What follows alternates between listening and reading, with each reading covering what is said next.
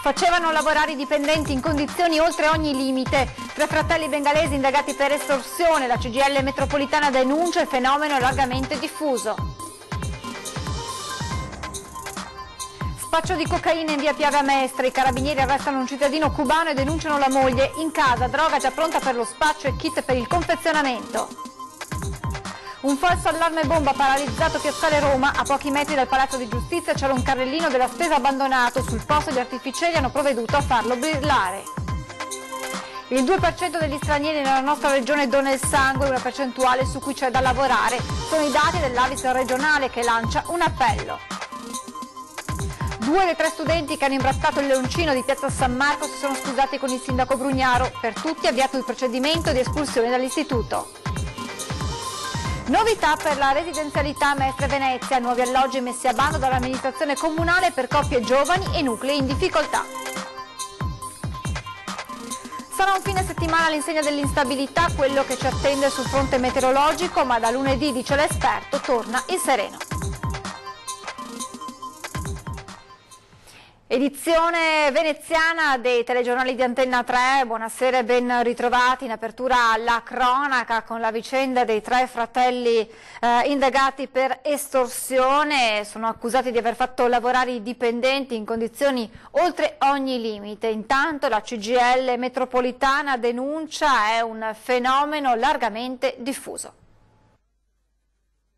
Erano costretti a lavorare con orari massacranti, niente malattia né ferie, le paghe troppo basse rispetto alle ore di servizio e parte dello stipendio da restituire alle società sotto minaccia di licenziamento o di una mancata assunzione. 3 fratelli bengalesi titolari di 2 società che lavorano in subappalto alla Fincantieri di Marghera sono stati iscritti nel registro degli indagati per estorsione, un fenomeno molto diffuso nel territorio, commenta la CGIL. È il modello produttivo che abbiamo nel nostro territorio, che in qualche modo ci ha abituati a questo, ed è una cosa che è assolutamente inaccettabile, cioè il massimo ribasso negli appalti, il basso costo del lavoro comporta questo tipo di utilizzo del personale. Stiamo assistendo sempre di più a questo tipo di fenomeni che, ahimè, non riguarda solamente questo sito, insomma, riguarda un po' l'interezza del territorio, ma a questo si collegano condizioni di lavoro inaccettabili, lunghezza dei tempi di lavoro e sicurezza sul lavoro. Gli infortuni sono anche frutto di questo modo di lavorare. L'inchiesta è partita dalla segnalazione di alcuni operai, tutti bengalesi, che si sono rivolti ai carabinieri di Spinea per denunciare le richieste di denaro dei loro superiori. E così la Procura di Venezia, che ha coordinato l'inchiesta attraverso il procuratore vicario Adelchi Di Ippolito, ha disposto una serie di perquisizioni sia nelle sedi delle 2 aziende che negli uffici dei commercialisti.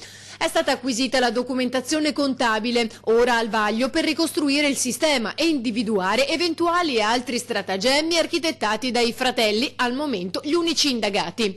L'altro step sarà poi comprendere se si tratti di una situazione isolata o se coinvolga altri dipendenti o società.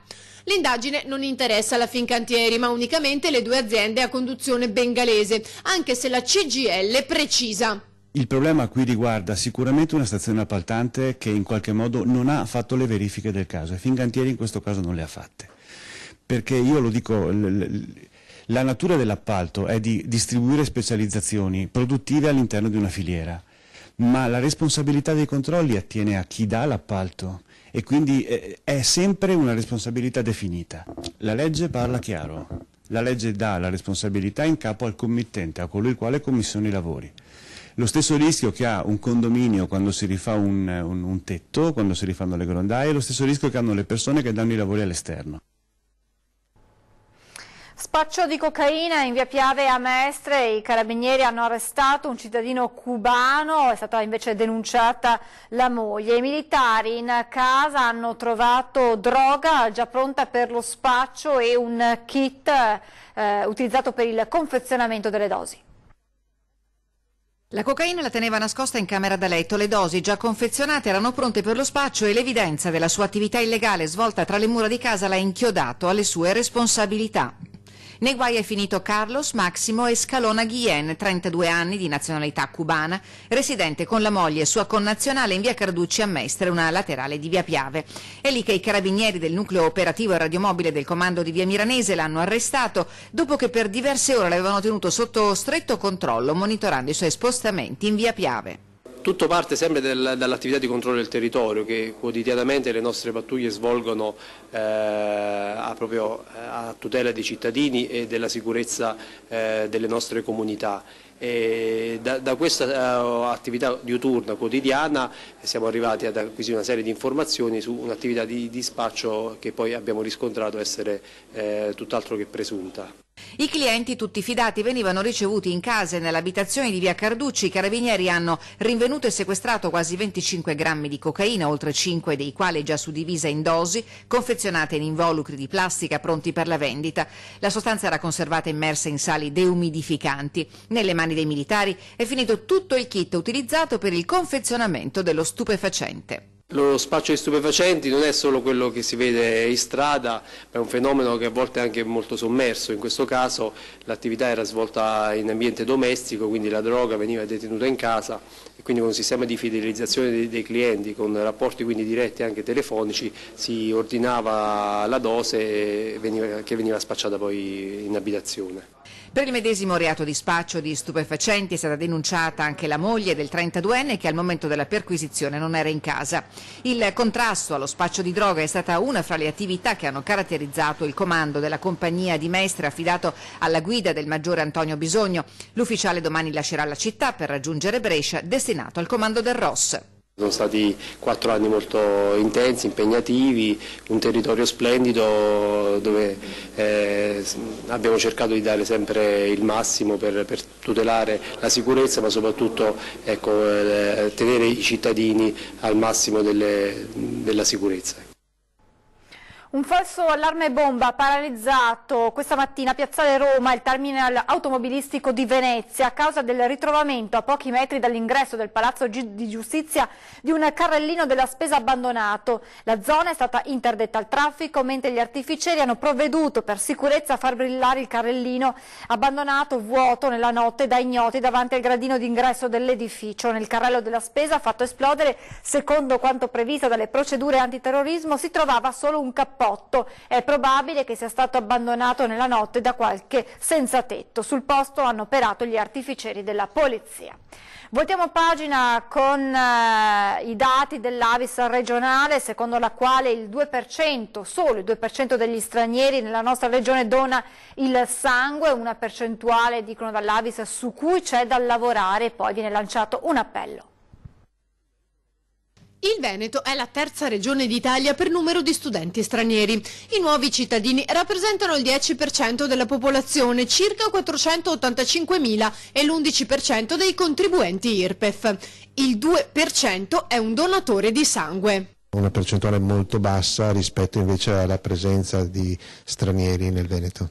Da questi numeri l'Avis regionale prende spunto per fare un focus e lanciare un appello. Gli obiettivi sono due: il primo è che vadano a donare sangue perché anche gli stranieri si ammalano e quindi hanno bisogno di sangue, poi il sangue non ha colore e quindi che provenga ovviamente da italiani o da non italiani, il sangue è sempre lo stesso e ce n'è assolutamente bisogno per loro e per noi, e quindi questo è un obiettivo che noi ci diamo, un appello che lanciamo.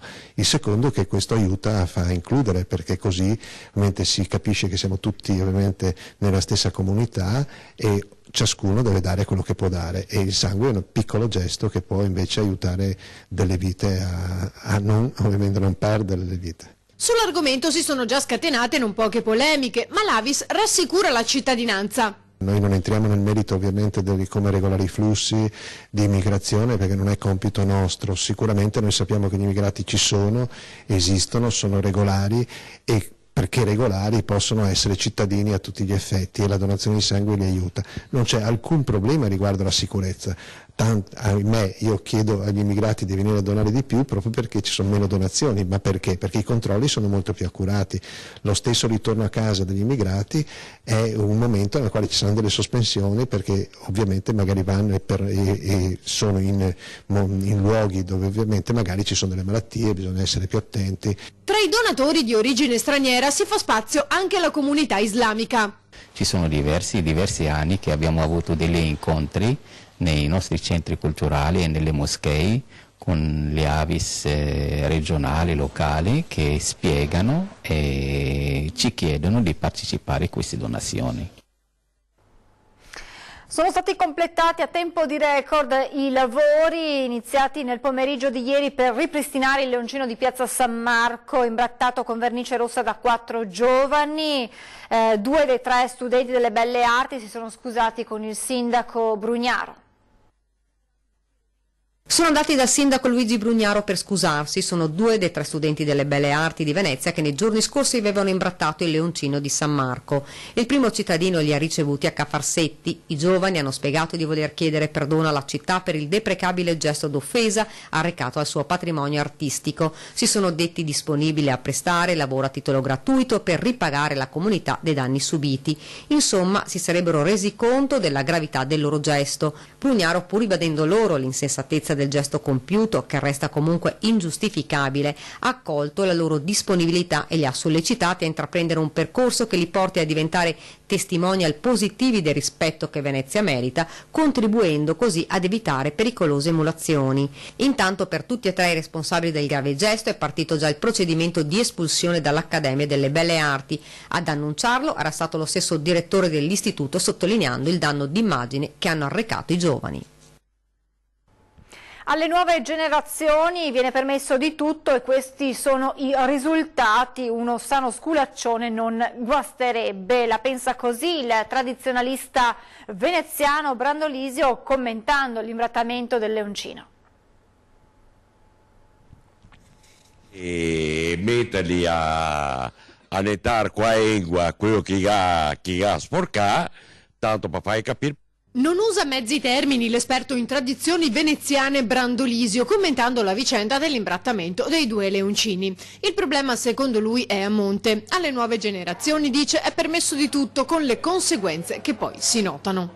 Un sano scuasson cotigieri puteo e gera di insegnamento, non ci affonso a testa, perché è a testa non si era mai da toccarla, ma a Venezia si dice il culo non cadenti, quindi un bel squasso quando che ti combinavi una marachea da piccolo, dopo da grande ti ricordavi e ti portavi rispetto, non solo nella famiglia ma anche in tutte quante robe che ti circondava, compresa quelle opere d'arte, perché Venezia è tutta quanto un'opera d'arte che si ha vista e diciamo così, che può toccarla tutti quanti. Va da sé che la proposta del sindaco Brugnaro è pienamente condivisa. Sono d'accordo da far genetar, ma sarebbe d'accordo anche a mettere una bella multina, perché se noi altri non tocchiamo anche il tacui a sta gente e il tacquinti a toccare bene a sta gente che sporca, sta gente che si butta in acqua. Proseguono serrati i controlli della Guardia Costiera di Venezia a tutela del consumatore. Nella notte un ingente quantitativo di prodotti ittici pronti per essere commercializzati sono stati sequestrati al mercato ittico di Venezia. Il controllo è scattato alle 5 di stamane ed è stato eseguito dai militari del centro controllo area pesca, che hanno sequestrato 40 kg di granchi di laguna privi della certificazione che ne attesta la tracciabilità, 30 kg di ombrine scadute e 80 kg di merluzzo sotto misura. Grazie all'intervento del servizio sanitario dell'ASL di Venezia è stato possibile verificare lo stato vitale dei granchi che sono stati rigettati in mare e la commestibilità dei merluzzi che sono stati, così come prevede la normativa in vigore, donati alla Caritas. Il prodotto scaduto invece è stato distrutto. Olimpiadi invernali del 2026, le candidature rimangono 3. Il CIO a Buenos Aires infatti ha ufficialmente escluso la Turchia. Restano in 3 a contendersi l'assegnazione delle Olimpiadi invernali del 2026. La città turca di Erzurum è stata esclusa dalla lista ufficiale delle candidature. Lo ha annunciato il presidente del CIO Thomas Bach a Buenos Aires, dove si è riunito il board esecutivo del Comitato Olimpico Internazionale. La decisione riguarda l'assenza di adeguate infrastrutture in grado di ospitare la rassegna.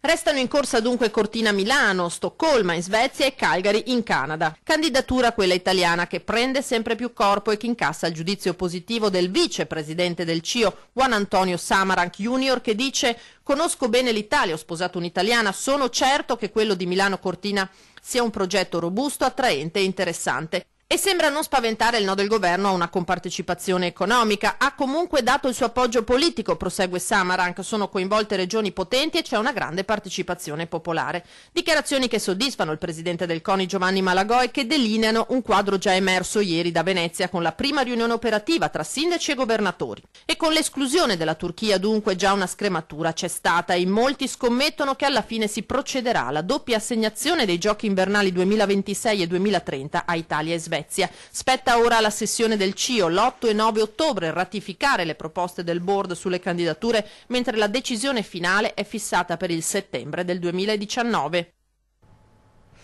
Visitano l'azienda e si ritrovano con un'offerta di lavoro. È accaduto a 23 studenti dello UAV di Venezia, ospiti di un'azienda di Quinto di Treviso, impresa del settore del taglio laser. Aspettiamo che questi ragazzi finiscano l'università, poi ci sarà posto per chiunque di loro vorrà accettare la proposta, hanno detto ai giovani titolari dell'azienda trevigiana.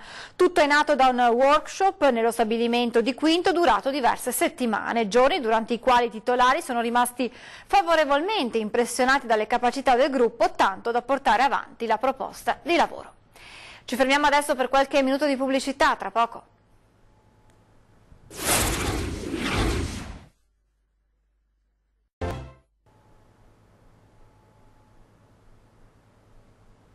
Di nuovo in diretta con le notizie da Venezia e provincia. Novità per quanto riguarda la residenzialità in centro storico e a Mestre, nuovi alloggi messi a bando dall'amministrazione comunale per giovani coppie e nuclei in difficoltà. Vogliamo iniziare, come l'altra parte il sindaco ci ha dato come indicazione, vogliamo iniziare dal centro storico per cercare di ripopolarlo. Sono 58 appartamenti per giovani coppie e per famiglie che hanno un basso reddito. Comunque cominciamo dal centro storico. Proseguiremo, e questo è un social housing, anche sulla terraferma. Ogni promessa è un debito e quella di garantire un tetto a tutti a Venezia è un imperativo per la giunta comunale che guarda da un lato ad agevolare il ripopolamento del centro storico, dall'altro ad assicurare l'accesso dei nuclei in difficoltà alle graduatorie di edilizia residenziale pubblica. In queste settimane, oltre al bando dedicato alle giovani coppie, Insula ha inviato a tutti gli inquilini ERP un modulo per l'autodichiarazione del possesso dei requisiti. Con l'entrata in vigore della nuova legge regionale in materia di edilizia residenziale pubblica e dopo la deliberazione della Giunta regionale dello scorso 31 luglio è stato imposto al Comune di Venezia di verificare il permanere dei requisiti di tutti gli inquilini. Il modulo perciò dovrà essere compilato, sottoscritto e trasmesso ad Insula entro il prossimo 31 ottobre. Il modulo potrà essere anche scaricato dal sito di Insula nella sezione modulistica. Oltre alla compilazione del modulo di autodichiarazione, la nuova normativa prevede la richiesta della dichiarazione ISEE, la scadenza era fissata allo scorso 31 luglio, per riscontrare il permanere dei requisiti per l'assegnazione dell'alloggio e per determinare il canone dell'anno 2019. Un fine settimana all'insegna dell'instabilità, quello che ci attende dal punto di vista meteorologico, ma da lunedì torna il sereno. Sentiamo il nostro esperto.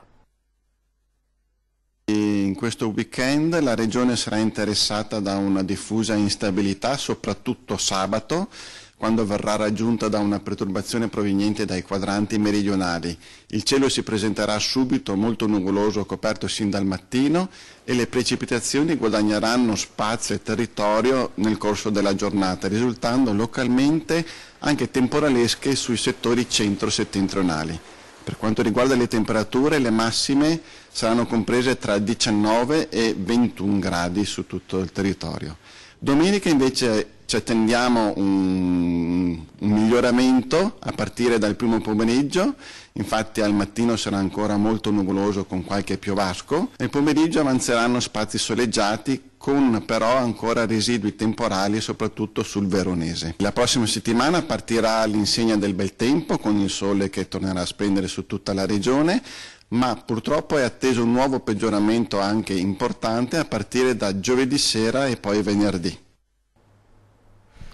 Vi ricordo l'appuntamento con l'approfondimento dei nostri telegiornali, 20:10 che torna puntuale questa sera, ospiti in studio Dimitri Coin, deputato della Lega, e Silvano Piazza del Partito Democratico.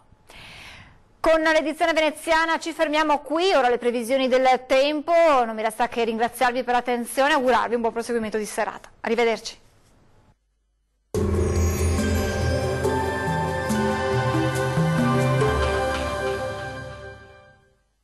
Ben ritrovati al meteo. Peggiora il tempo sulle nostre regioni, ma vediamo il dettaglio di sabato 6 ottobre. Sul Veneto una perturbazione sarà responsabile di una spiccata instabilità. Il cielo risulterà molto nuvoloso e spesso coperto, con temporali via via più diffusi e localmente anche di moderata intensità, specie durante le ore serali. Temperature minime comprese tra 12 e 15 gradi. Valori massimi oscillanti invece tra 16 e 22 gradi circa. Diamo ora uno sguardo alla situazione del Friuli Venezia Giulia. Poche novità, il maltempo interesserà anche la nostra regione. Molte nubi sin dal mattino, con piogge diffuse un po' su tutti i settori e localmente anche forti, specie sulle aree costiere e durante le ore notturne.